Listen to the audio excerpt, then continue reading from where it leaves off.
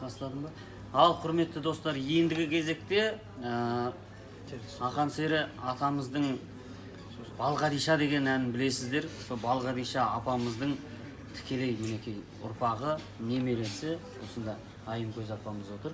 Енді осы ән туралы, әндегі жаңағы 85-тегі Шалғадиша деген, біз енді әнші ретінде өнер тарихын білетін азамат ретінде жүрген жерімізді айтып жүреміз. Дегенмен сіз сол кісілердің тікелей ұрпағы ретінде осы мәселенің ақ-қарашын ашып айтсаңыз, мынау жұртқа сөзіңіз өтімді болады ғой. Сіз енді былай айтқанда қақиессіз ғой бұл дүниенің. Осы жаңағы 85-те Шалғадиша деген дүние рас па, дұрыс па, жоқ солай айтылу керек па? Әлде солай айтқан әншілерге қойыңыз деп айтасыз ба? Соның бәрін енді ашып бірақ айтыңыз осы.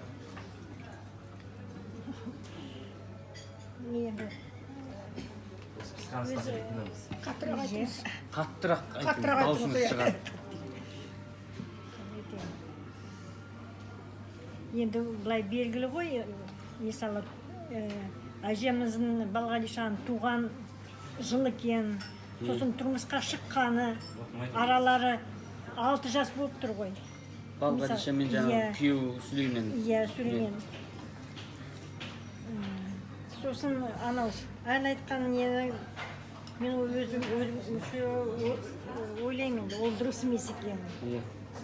Енді 85-те шалға қалай ол? Ол кезде Ақан сері где-то 50 жаста болды. 50 жас, сол кезде 50 жаста Шілдеханаға неге кеп жүргенде, сонда қалай 85-ке қалай етіледі, жазылады, қалай айтылады. Ол сіздерге ауыр тиеді ғой енді, 85-те деп айтса, ол қиын ғой. Осыны ескертіп қойыңыз мына видео арқылы. Ай, қарақтарым, әншілер, 85-те шалға тұрмысқа шыққан жоқ менің әжем деп айтып қойыңыз. Жұрт білсін, айтып қойыңыз. Жоқ, енді ол қателік болып тұр. Қаттырақ айтып, 85-мен айтады. Туған жылдарын айтыңыз. Қатты айта алмаймын енді, өз даусым осындай. Туған жылдарын айтыңыз. Өз ойымда, сол енді қате болып тұр ол айтқан несі сөзі. Балғадишаның туған жылы қай жылы айтып жіберіңіз? 1883 жыл туды. Сүлеймен? Сүлеймен атамыз 1887 жыл. 77 ғой. 77 жыл. Иә. Өзі орыс мектебінде оқыған өзі. Шатасып отырмын. Бәрекелді. Жақсы апа, рахмет. Аман болыңыздар. Рахмат айналайын, сендерге рахмат. Сізге де рахмат міне. Адымызға да. Байланыстырған Сәрсенбайды айтып жүр. Істеген жұмыстарыңыз жемісті бұл. Дендеріңіз сау болсын.